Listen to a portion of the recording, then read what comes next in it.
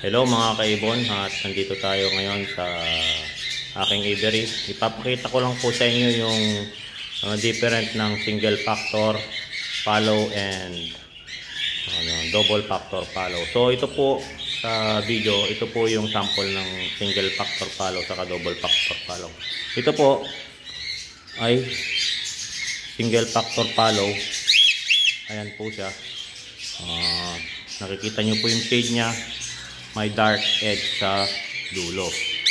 So ayan, makikita nyo po yung single factor. So ayan yung single factor follow.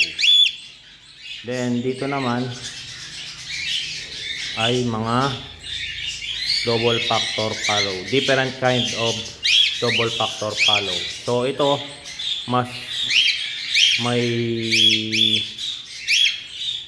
brownish na pagka-follow, na pagka double factor. So 5 po siya na white face double factor na follow. 5 isa 5. So yan, makikita niyo po yung pagka-5 niya, kitang-kita, litaw na litaw po yung brownish niya, ang pagka-silver niya. Then ito po, ganun din. Yan yung isa. Makikita niyo po yung pagka-brownish niya, para siyang medium 5 na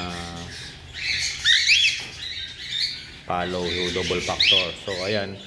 So yung isa solid siyang double factor, hindi siya 5. So ayan, nakikita niyo yung mga dark edge niya. Para silang mga lace wing. Pero hindi naman sila lace wing kasi galing sila sa double factor. So makikita niyo mga kaibon yung mga double factor na follow, different type ng double factor. So makikita niyo sila, ayan, double factor sila mga kaibon. So kitang-kita sa shade nila ng double factor.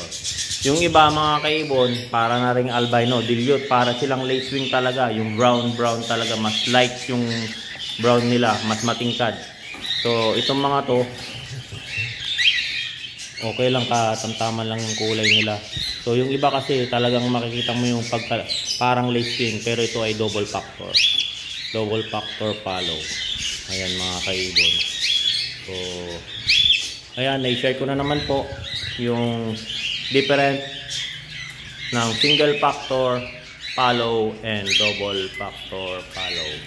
So ayan mga kaibon, don't forget to subscribe my Facebook page, Warren Palakpak Kaibon, and my Facebook, Warren Palakpak Mr. Tigasin, at yung YouTube channel ko, pakisupport na rin po, Warren Palakpak Kaibon. So ayan mga kaibon, sa Facebook page ko, tuloy pa rin yung road to 5K tayo. So ayan mga kaibon, let's go to 5K. So ayan mga kaibon, so na-share ko na naman po yung different kind of silver o different kind ng single factor at double factor follow. So ayan, marami pong salamat.